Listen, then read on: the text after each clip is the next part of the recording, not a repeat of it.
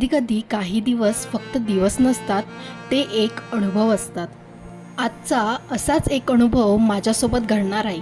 नमस्कार मित्रांनो, मी स्नेहा परब पुन्हा एकदा घेऊन आले एक नवीन ब्लॉग. तुमचं माझ्या या यूट्यूब चॅनलवर पुन्हा एकदा स्वागत आहे.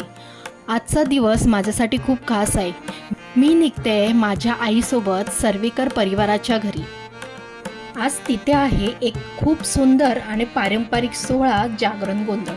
गावची भक्ती, तो संबळ आणि तुंतुण्याचा आवाज आणि तो एक अनुभव खरंच काही वेगळंच असतो. ही फक्त एक भेट नाही आहे, आज तिथे जिवंत होणार आहे एक परंपरा. मी तुम्हाला फक्त दाखवणार नाही आहे, तर त्या वातावरणात घेऊन जाणार आहे, जिथे भक्ती फक्त ऐकायची नसते तर ती जाणवायची असते. त्या रात्रीचा आवाज, त्या वातावरणाची ऊर्जा तुमच्या मनापर्यंत पोचणार आहे. तर चला तर मित्रांनो, आपण एकत्र जाऊया आणि हा जागरण गोंधळ सोहळा अनुभवूया.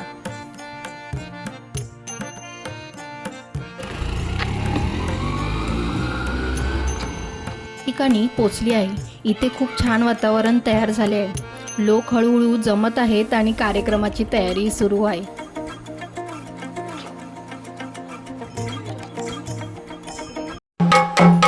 संबळ वाजवायला सुरू केले आहे. संबळ हे महाराष्ट्रातील पारंपरिक वाद्य आहे आणि जागरण गोंधळासारख्या कार्यक्रमात हे खूप महत्त्वाचे असते. याचा आवाज आला की समजायचं आता कार्यक्रमाला सुरुवात झाली आहे.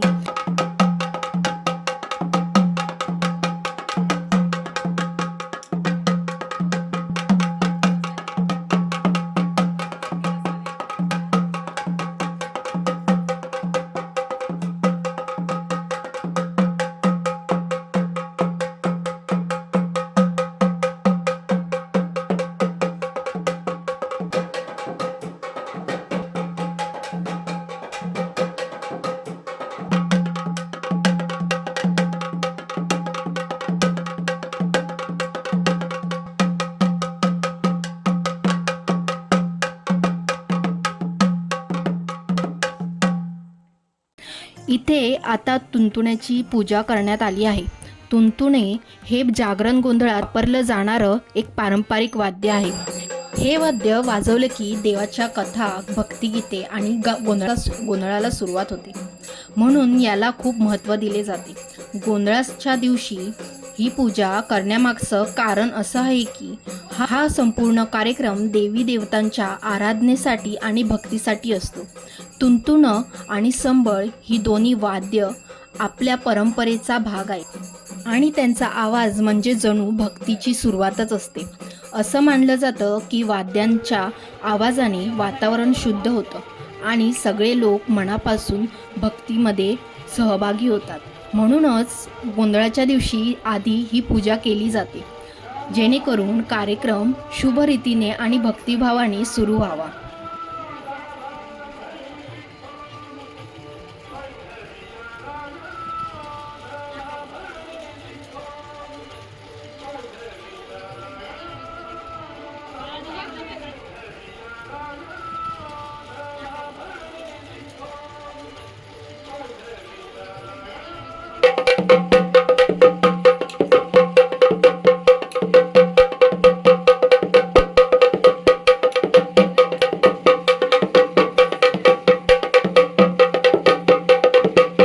हळूहळू आता लोक जमा व्हायला सुरुवात झाली आहे. आता इथे घरातले जोडपे जोगवा मागायला जात आहे. हे दृश्य खूप पारंपरिक आणि भक्तिमय आहे. गोंधळाच्या दिवशी जोगवा मागणं ही आपल्या महाराष्ट्रातील एक जुनी धार्मिक परंपरा आहे. जोगवा म्हणजे देवीकडे मनापासून केलेली प्रार्थना आणि आशीर्वादाची मागणी. असं मानलं जातं की या दिवशी देवीचा विशेष वास असतो आणि त्यामुळे जोगवा मागणं खूप शुभ मानले जाते. जोडपे किंवा घरातली लोक एकत्र जाऊन जोगवा मागतात आणि देवाकडे घरात सुख, शांती, आरोग्य आणि समृद्धीची प्रार्थना करतात. फक्त एक रीत नाही, तर भक्तिभाव व्यक्त करण्याचा एक मार्ग आहे, ज्यात लोक आपली श्रद्धा आणि विश्वास देवीसमोर मांडतात.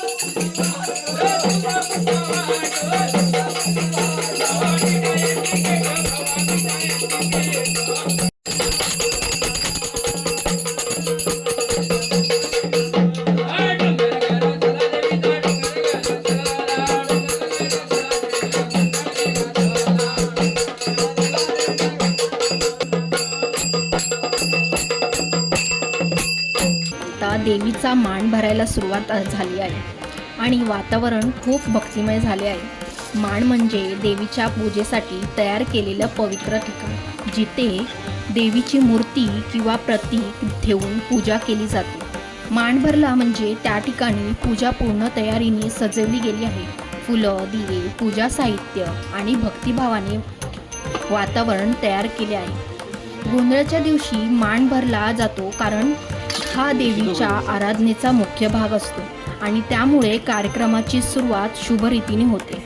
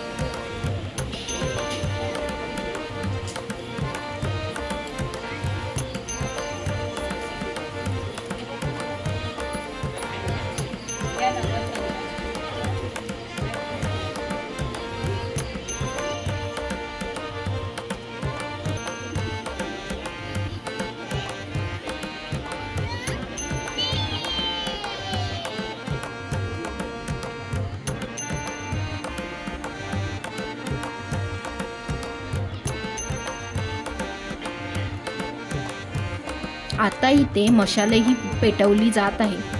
मशाल जळवण्यामागचं कारण असं आहे की अंधारात प्रकाश निर्माण करणे आणि वातावरण पवित्र आणि ऊर्जेने भरून टाकणे. असं मानलं जातं की मशाल म्हणजे भक्तीचा प्रकाश, जो अज्ञानाचा अंधार दूर करतो आणि शुभ सुरुवात दर्शवितो. म्हणूनच गोंधळात मान भरल्यानंतर मशाल पेटवली जाते आणि मग पुढचा विधी सुरू होतो.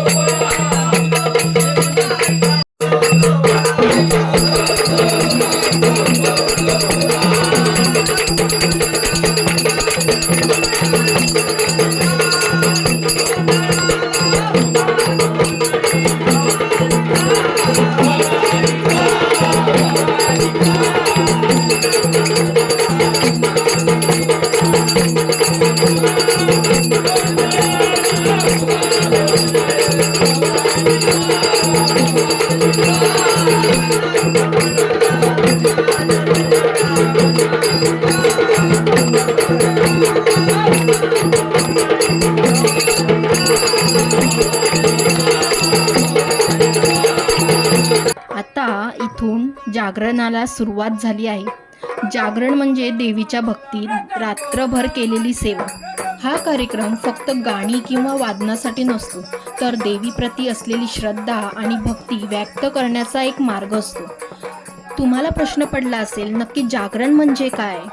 असं मानलं जातं की देवीचा आशीर्वाद मिळावा, घरात सुख समृद्धी राहावी आणि नवस पूर्ण झाल्यावर कृतज्ञता व्यक्त करण्यासाठी जागरण केलं जातं। जागरणामध्ये देवीची पूजा केली जाते, संबळ तुणतुणे वाजवले जाते, देवीची गाणी, कथा आणि गोंधळ सादर केला जातो। सगळे लोक एकत्र बसून भक्तिभावाने यात सहभागी होतात आणि पूर्ण वातावरण भक्तीने भरून जाते। हा कार्यक्रम दुसरे दिवशी पहाटे 4 वाजेपर्यंत चालू होता।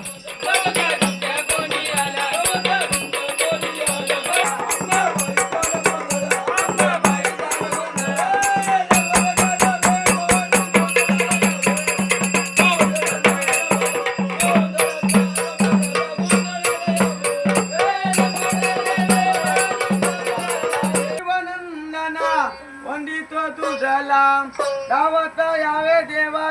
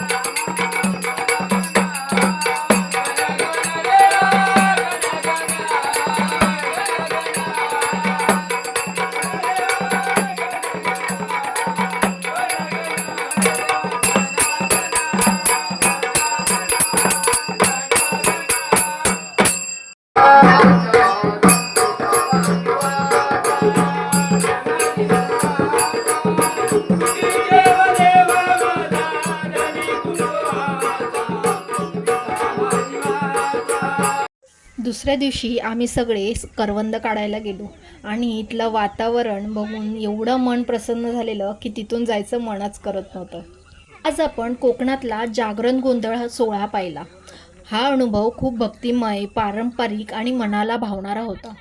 पुन्हा भेटूया एका नवीन व्हिडिओसोबत। तोपर्यंत माझ्या यूट्यूब चॅनल स्नेहा ट्रॅव्हल ब्लॉगला लाईक करा, शेअर करा आणि सबस्क्राईब करायला विसरू नका।